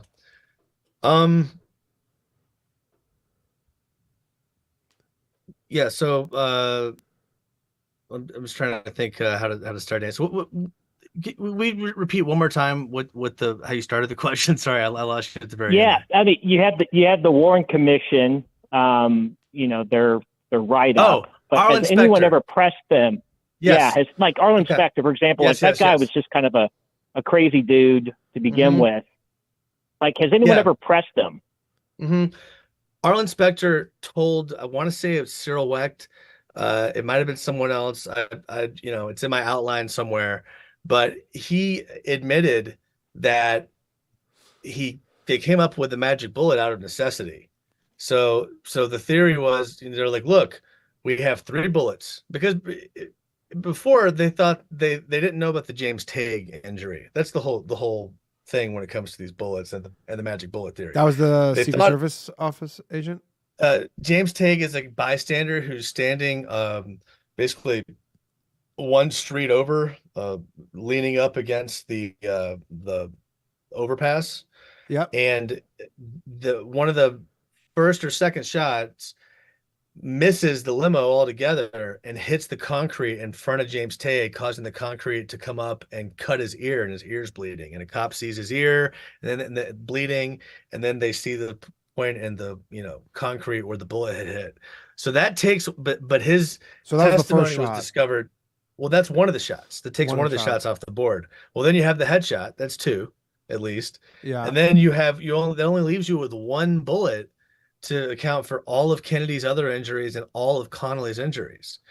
But before they found out about the bystander, James Tague, they were going to attribute Kennedy's injuries to one bullet, his back and chest injury, and then a separate bullet they were going to attribute to Connolly. But they had that's the only way it could work. So the answer is, he made his theory to fit the case, not because he believed it was what. And why does it? Why three? Is that, were there 3 shots heard, or was that casing? There were 3 shells found in the schoolbook depository building. Schoolbook depository. And the majority of witnesses said there were 3 shots, but it is all over the place, anywhere from 3 to 6. A lot of people said a lot of different things. There's a bad echo in Dealey Plaza, so it's really hard to tell. Yeah, I was there kind of recently, actually, and I don't know if the trees have grown a lot, but I remember looking and being like, that seems like a tough shot, but I'm not a gun person, so maybe... It would have been an easy shot to make if you just had to do it once, but to do it, to fire the first shot and then to have to reload, fire the next shot, and then reload, and then... Because it was a bolt-action rifle, chamber it, bolt action, yeah, not reload, but chamber it, yeah. Yeah. There's a concrete amount of time. I forget what the exact number is, a window of time that he would have had to do that in. Sharpshooters were not able to recreate that under the same circumstances. So, and that's that little statement I made. There's an asterisk with a 10-minute section of a podcast going into the granular details of, well, they did this, but they didn't do this, and yada, yada, yada. Right. Bottom line, they couldn't recreate it under the same circumstances. And I mean, with the magic bullet theory, I think just by having that be the definitive answer that the government basically settled on, I think that really caused a lot of, the conspiracy theory to really boil over, because it's so implausible to have a bullet twist and turn so many different directions. If they would have presented that as one theory, and then like you just talked about, the multiple bullets, and maybe present a different theory, and maybe throw their hands up and say, we don't actually definitively know what happened. And I think maybe part of that could be into the psychology of, these guys are the heavy political hitters. They have to come up with an answer. Yeah, I mean, Gerald Ford is generally seen as the FBI's guy. Think about this. Allan Dulles was fired in 1961, okay, after the Bay of Pigs. It might have been 62, but he's fired shortly after the Bay of Pigs. And then Kennedy's killed. So Dulles is one of, Kennedy's biggest enemies. And so you get one of his biggest enemies who's, if there's a conspiracy, certainly with the list, he's the guy who attended the most Warren Commission hearings. So it's called the Warren Commission, but it wasn't run by Earl Warren. It was run by Allan Dulles. Yeah. So that's, the other thing I thought you were going to bring up on the chessboard, maybe it was an earlier caller, his diary. His diary is at Princeton University, Allan Dulles's. And for the weekend of the assassination, he has written in his diary, The Farm. The Farm is a CIA operations location in Virginia. Why would the fired former director of the CIA be at the operations HQ at the time of the assassination? That's almost a smoking gun. Although I guess if he was involved, why would you even write that in a diary? Or was that more like a kind of like appointment? He was, if you read Devil's Chessboard, he didn't foresee the creation of the internet. He never thought he thought the only people that would ever see any of these documents, that being the Warren Report volumes, the 26 evidentiary volumes, were professors. That was it. He thought, professors, That's it. No one's going to look at this. The news will never cover it because we control the news. Right. So, when did the Warren Report? When did people start kind of getting their hands on the Warren Report? Kind of 1964, September of 1964. But like it was like released as so people could just like individuals could read it. Yeah, you had to order it, and the key is most people just got the summary volume. Oh no. I just dropped my Notorious B.I.G., but we're good. We're good. Notorious B.I.G. still lives. So there's the summary. No, he doesn't. So there's the summary volume. This is what most people have. This is just like the 888 pages. Yeah. But most people did not have access to all the evidentiary volumes. And even if they did, it wouldn't have mattered because they had no way to know what was where. There's no index. So this woman, this OG named Sylvia Maher, put together an index of all of the volumes so that you could go in alphabetical order, find your witness, find whatever FBI report you wanted, and then see what all pages and which volumes to look in to find the information about who you're looking for. So they made it hard on purpose, I think. Yeah. Interesting. All right, caller. Anything else? One last thing, just kind of semi-related, but in your documentary, they brought up, was it Michael Baden, the autopsy? What are your thoughts on him? Because I know that what was it? The George Floyd, the family brought him in to do the autopsy. He just basically, what I understood, just regurgitated what the state was saying.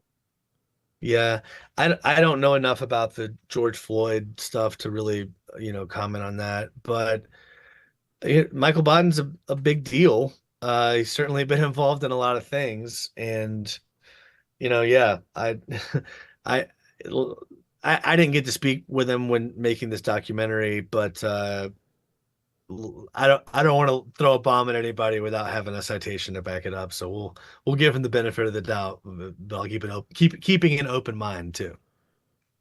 Fair enough. All right, thanks, caller.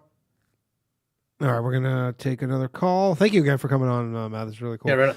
Hey, I have like 5% battery left, and I didn't bring a charger. Oh, okay. Okay. Well, we're gonna wrap this up pretty soon, anyway. So, if it dies, that's how we'll go out, kind of. JFK, all right, JFK styles. All right. Hello. Thanks for calling Low Value Mail. Who am I speaking with? Hey, Bill. All right, one moment, please. I want to patch you through. We're on borrowed time here, Bill. All right, Bill, you are on with Matt. Go ahead. All right, I'm on with the Crumpster. What's up, man? Okay, I'm on with Big Daddy Matty Crump. Yeah, who am I talking to? Okay, I don't know. All right, yeah, you guys have done a great show, and I'm called in to ask like the dumbest fucking question. With a name like Crumpton, do you eat crumpets, or do you call your children crumpets if you have kids? All right, we're gonna get ready. Yes. We're gonna cut that off. Indeed. No, it's great. I don't know. I thought like I might know you or something. Sometimes we have people on who do shows, and then like I don't know. Their friends will call in, and I assume that maybe Crumpet. Listen, man. I've heard people say a lot worse shit. So I don't know. It wasn't bad. It was just more pointless than anything. Yeah. All right, let's take another call here. Hello, thanks for calling Low Value Mail. Hey, what is happening? All right, you are on with Matt. Go ahead. Matt, I know your laptop's dying, so I'm gonna fire this off. What do you think about the stand down order of the Secret Service? Have you heard anything about that? Yes, I forget which agent was told to stand down, but it was standard protocol that it was Paul Landis, I believe. Landis and Clint Hill were supposed to be back up on the basically running alongside with the vehicle, and that would have arguably made it a lot harder to have a shot come from the rear.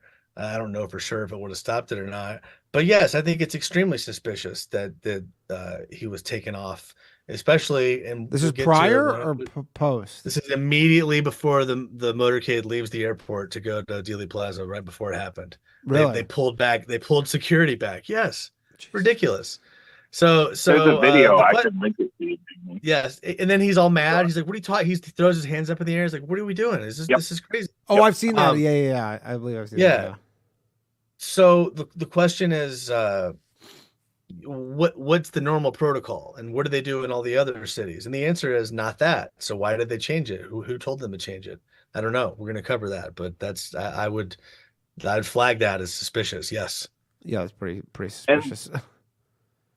And just real quick before I hop off, I think the more you look into Jacob Rubenstein, aka Jack Ruby, you'll find connections to Meyer Lansky and Murder Inc. Yeah, well, certainly gun running is a big thing that I didn't cover in my first Jack Ruby episode that I'm going to come back to. But he was running guns to Cuba, and he was involved with a lot of folks that were certainly involved with Santos Traficante, if you believe what several witnesses say. Yeah. Cuba. Who else was in Cuba? A lot of people. Yeah, well, Lee Harvey specifically. I mean, no. Anyway. Was he? Is that... All right. He tried to go to Cuba. Yeah, he was in Cuba. Yeah. Yes, that might have been one of the many dual Oswald sightings. Which time are you referencing that Oswald was in Cuba? Oh God, I couldn't tell you. Because there's a guy who says that Oswald was in Cuba, but it's at a time when Oswald was in Russia. So the question is, was it a second Oswald? That's the conversation on that. Okay. Yeah. And I like do someone think who's had the same name, or just bro, let me come back on at the end of season 2 and talk about Absolutely. the two Oswalds theory. The two Oswalds theory. Man. Two Oswalds theory. All right. God damn. All right. Well, whenever you want, you can come back, because I feel like we barely scratched the surface on this. All right. Thanks, caller. All right, fellas. Have a good night. Take care. Thanks, man. All right. What's your battery at? We got one more call here. 3%. 3%. Okay. This is going to be the last call of the night then. And if it dies, it dies. Hello. Hey, what's up? One moment, please, while I patch you through. All right. You are on, and very likely the last call of the night. You're on with Matt. Go ahead. Oh, fantastic. Hey, Danny, this is Chris, man. Hey, what's up, Chris? The been a long time. Guy. Yes, sir. You know I had to call in because we're talking about rituals here. I suppose. Yeah. So, hey, Matt. Yeah. Well, it's 100. So, what I do is I do occultic breakdowns with gematria and rituals. And are you familiar with gematria? My main. Matt? No. It's like numerology stuff. Okay. It's numerology. We can just say it's it's just numerology. So it's assigning names to letters and numbers together, and this is how the codes they work. So you've talked about a lot of people, but I can tell you the main culprit behind the assassination, just like the main culprit behind everybody, and it's the Jesuit order. So the Jesuits literally run the CIA, run all the military industrial complex, run everything. So they're the ones who did who were mainly behind the JFK assassination. I can tell you why. Well, first off, he's killed on the 33 day, 11/22. And I always talk about, I call in how big 33 is with Masons. Nathan's like the hot dogs? 9/11 Masons. Oh, Masons. Like the Masons, yeah, Freemasons. So the Jesuit order, JFK was killed 177 days after his birthday. And that's the Jesuit order number. You write out Jesuit order 177. You write it out again in the other cipher, 144. He gets killed 144 days after he meets with the Pope. All roads lead to Rome. Okay, and Chris, so this was just a who ritual. Killed JFK then? No one will ever know. Well, that's the whole point of the You game. got to use your numerology to give us some predictions here. Well, I'll get to that in a second. Okay. With JFK specifically, no one will ever know because the whole term conspiracy theorist came after the JFK assassination. It didn't come so no out one's of it. Ever didn't gonna they know specifically create the term conspiracy theorist? Exactly. 100%. So it comes out of this. No one's ever going to know who pulled who actually killed him. You have Jack O'Halloran, who is the son of Albert Anastasia, who was the head of Murder Inc. Someone was just talking about them. He says he was there. We're at 1%, so let's wrap it up. We're just going to go out with we're going out like flight MH370, as Logan said in the chat. Just gonna go okay, hey, look into the Jesuit order, Matt. Look into the Jesuit order. You'll see their hands and everything. Hey, to support your point, I'll throw this out. There's a place called Spring Hill College in Mobile, Alabama, that Lee Harvey Oswald went to speak about his time in Russia, because his cousin went there and he was a Jesuit, and the CIA worked with all those Jesuits that went there because they were going all over the world anyway. And it was like, hey, why don't you tell us what's going on in Mongolia while you're over there? So that's 1,000% documented. Here's what's even weirder, right, for this. One of the main Jesuit guys, I'm loving it. One of the main Jesuit guys there was a guy named Robert Fitzpatrick, who's the father of the lead singer of the band Fitz and the Tantrums. All right. Of course. Well, good. So then then. So yeah, I mean, I'm telling you, they had their hand in everything. I don't think we'll ever know who killed the bullet or who fired the bullet. Hey, one more thing before I go. Do you know what street he was killed on, Matt? Elm. What street Kennedy was killed on? Elm, right? Elm Street. It was the original Nightmare on Elm Street. And so they bring it in later, it's a horrific event. So it's all just mockery and connections. We'll never know, but I love the show, dude. And I love the fact that you know about that Jesuit connection, brother. Right on. All right, man. Cheers. Thanks for calling, Chris. All right, we're going to wrap this up before we lose you. We got 1%. And so anywhere people can find you, the best place they can catch you on Twitter. Oh, I think we're losing them. We lost them, and now you just get double me. All right. Well, I'm sorry you guys had to see me like this, but that doesn't matter because we made it pretty much to the end. So that has been the show, everybody. You can follow. Let me just pull up his info right now. So that, because I'm sure you definitely check out his podcast. Follow him on Twitter, Solving JFK Podcast. It is, where is it? At Solving JFK on Twitter. And you can also check out his podcast of the same name. Highly recommend checking it out. I've been listening to it pretty much all day today in the past few days. It's very good. Next week, we shall be back with a new episode. We are going to be going into the Oklahoma City bombing.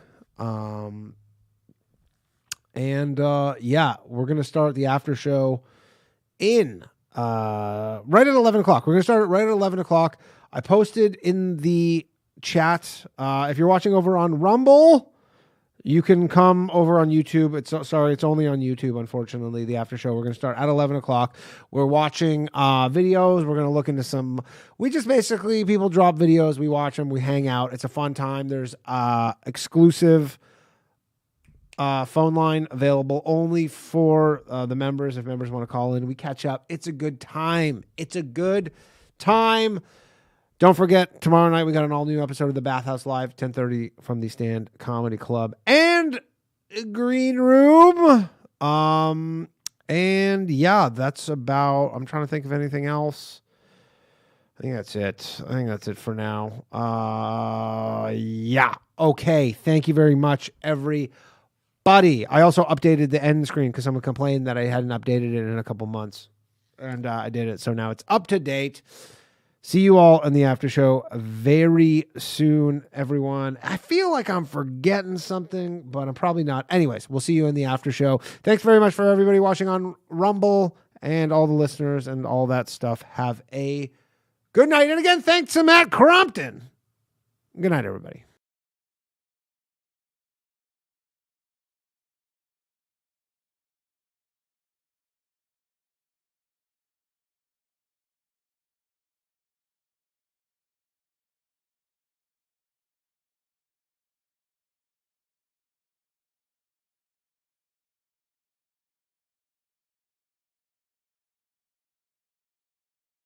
really a poet, you know it, all my shit heroic. Empathic abilities, yeah, my face be also stoic. Bleep, blow up, nigga, that just means I'm working. They see me as a leader, so that's why I'm Captain Kirkin. These tracks from the stars, that much is for certain. You can feel this hit if you up or if you hurtin'. I'm raising my stock, not talking my feet in some Birkin. Number Johnny 5, got a fucking short circuit. Bring the track to life when I spit phenomenal. When I hit, she feel that shit in her abdominals. These rappers make me laugh like comic view, they comical. You know I got a ball out, I hit the track running just like Sonic do. They don't wanna turn on my light switch. Yeah. They was trying to get me on my hype shit. Yeah. They don't wanna turn on my light switch. Yeah. And they tried to down me on some KO type shit. Yeah. They don't wanna turn on my light switch. Yeah. Now we pulling up fresh on some flight shit. Ha. They don't wanna turn on my light switch. Yeah. They don't wanna turn on my light switch. They don't wanna turn on my light switch. Yeah. They was trying to get me on my hype shit. Yeah. They don't wanna turn on my light switch. Yeah. And they tried to down me on some KO type shit. Yeah. They don't wanna turn on my light switch. Yeah. I'm pulling up fresh on some flight shit. Ha.